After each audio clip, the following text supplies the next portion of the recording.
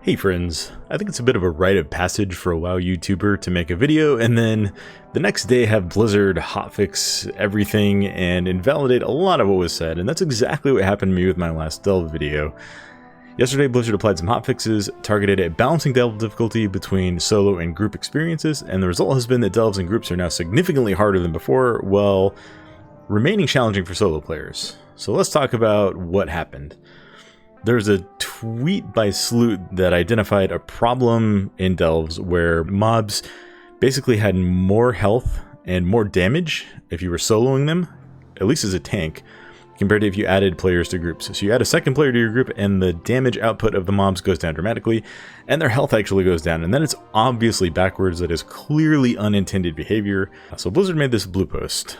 Delves fixed a bug causing bosses to scale incorrectly with more players, increased the health scaling of enemies in Delves while grouped with other players. So these were targeted at addressing those two issues that I mentioned. Reduced the damage scaling of many enemy abilities in Delves while grouped with other players. And then adjusted enemy targeting preferences in Delves. And there's a developer note here. Our goal is to match the difficulty of solo and group play as much as possible in Delves. When looking at data on group Delves, we noticed unexpectedly low combat times coupled with unexpectedly high lethality. We identified the root cause of this issue and corrected it. The fix will increase the health scaling of enemies per additional player present, but we're also reducing the damage scaling of many abilities to compensate.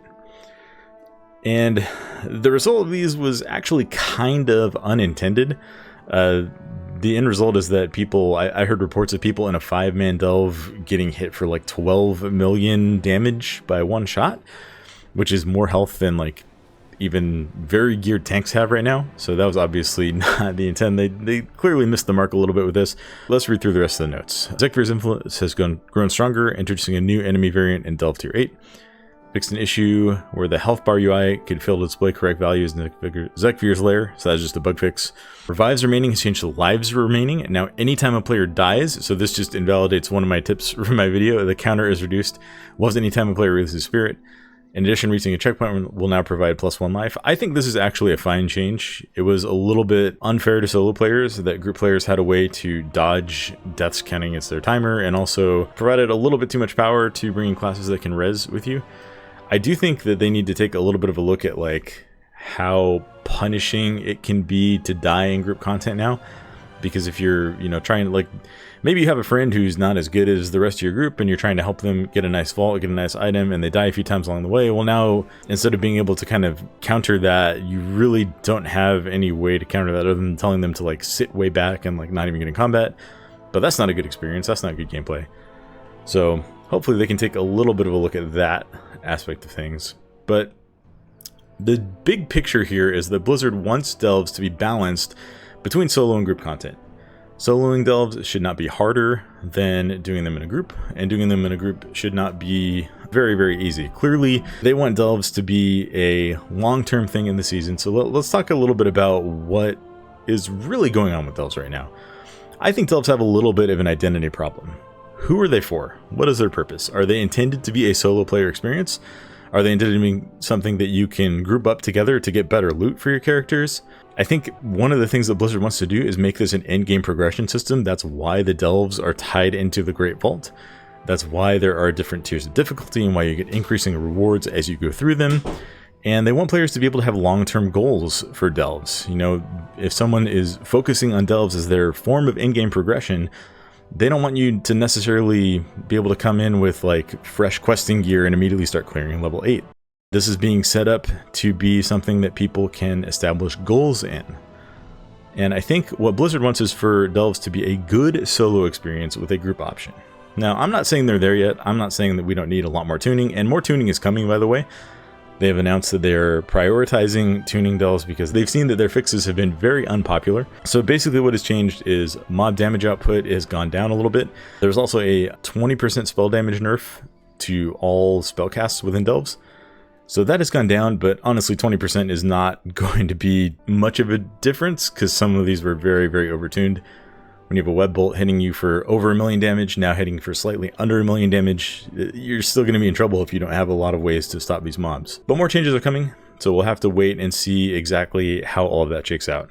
Now, I think there's a few more topics that I want to talk about in here. And one of the things is that tying into Delves having an identity problem, I think Raiders and Mythic Plus players have caused a bit of a, I want to say, skewed perspective on Delves within the community. And that's because Raiders and Mythic Plus players correctly identified Delves as the best source of gear in the first week of the season here. A lot of players have a compulsion to try to get the best gear available, and a lot of the reasons for that are completely legitimate. You know, if you want to get ahead of the game in Mythic Plus progression, having gear on day one of Mythic Plus is actually a big deal for getting into groups and for starting to build up your score.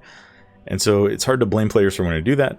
If you're a competitive raider, especially if you're on one of these world first teams, then like getting that gear is essential to your raid spot, maybe even your livelihood for some of these people. So Delves being tied to the best gear in week 1, I think is a decision that's backfiring a little bit on Blizzard, because that kind of goes counter to the idea that these are an in-game progression system that you're not supposed to be able to clear all of immediately, at least for the vast majority of us players.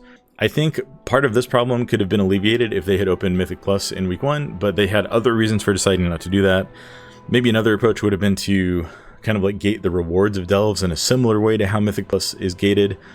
But whatever their decision was, I think having Delves be the best option for gear in week 1 is what has caused a lot of the drama and a lot of the bad feedback regarding them. That being said, I'm not saying that Delves are in a perfect spot or that they're in a good balancing spot either.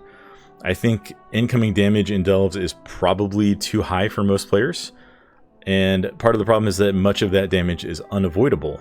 When you have mobs just meleeing you and taking away like a quarter of your health with every swing, some classes just don't have good counterplay to that. If you're playing a class that doesn't have good self-sustain, then your choices are basically use Brann as a healer, which is notably weaker than the DPS option that he provides, or just kind of like pull stuff and kite it and let Brann kill it, and neither of those are really compelling or engaging gameplay.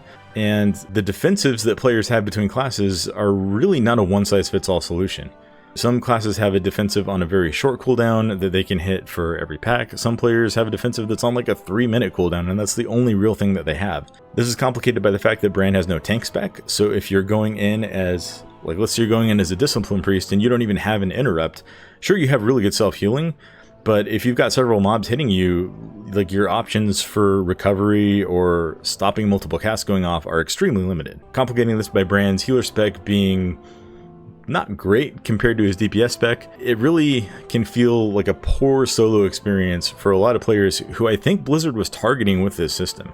One proposition that I've seen that I really like and I think would help make the experience a lot better is having the damage that is incoming in Delves be telegraphed and avoidable, giving it kind of like the Plunderstorm treatment for anyone who played that game mode a few months back, where most of the damage will almost one-shot you, but it's fairly clear what you need to do to avoid it, instead of, you know, it's just coming in and you got to figure out a way to heal through it.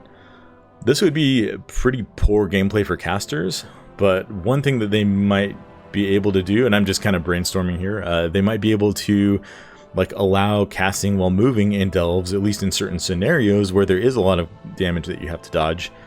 And that could be a good way to kind of balance melee versus ranged on like what you actually have to do in these Delves. At the end of the day, players do want good solo content in World of Warcraft. Many players don't have a large group of friends or a guild that they play with regularly, and those people want a way to challenge themselves, progress their characters, get good gear. And even those players who do have a large group of friends or a big guild, a lot of them want good solo play experiences in their favorite game. I mean, just look at the popularity of Solo Shuffle and Battleground Blitz for PvP. You know, solo queued rated content is something that's been requested for a long time in World of Warcraft because people want to just be able to pick up the game and start playing. And you know, there's been a lot of people requesting a solo queue experience for Mythic Plus. That's a topic for another video that maybe we can dive into sometime. But my point here is that people, even though World of Warcraft is a massively multiplayer online game, people want the option to do solo content because WoW is more than just an MMO to a lot of us. To a lot of us, it's our favorite game. For many people, it's the only game that they play. And wanting to be able to do solo content, maybe if your friends are offline or if you're the only person in your friend group who plays WoW, you know, that should be an option. I want to leave this video by saying that it's very clear to me that Blizzard cares about Delves. They've been pretty quick to make changes, and they've, you know, made another post after the changes were probably not exactly what they were intending, saying that they are prioritizing fixing this and putting delves into a better state. You know, they've made this a flagship feature of their new expansion. They care about delves, and I think we should give them a little bit of trust that they're going to get them into a good state. They're trying something very new with this. I've heard delves kind of called like the spiritual successor of scenarios, going all the way back to like Mists of Pandaria and like some of the story content that's been delivered along the way since then. And I think that's a good comparison, but delves have the potential to be so much more than that. And I think Blizzard has started on maybe a little bit of shaky ground, but if they can quickly correct course, I think delves can be a great part of the game in the long run. And I'm really looking forward to seeing what changes they make, how they respond to player feedback, and also just having a system of solo character progression that could be really fun. That's going to do it for this video. If you made it this far, thank you for watching. Please give us a like and a subscribe. If you want to join the Discord to hang out, I have links to the Discord for the channel on my YouTube and also on my Twitch. I stream on YouTube and Twitch, so feel free to come and hang out when I'm doing that as well. Big shout out to all my YouTube members and all my Twitch subscribers. Thank you all for supporting me as I am delving into this content creation journey.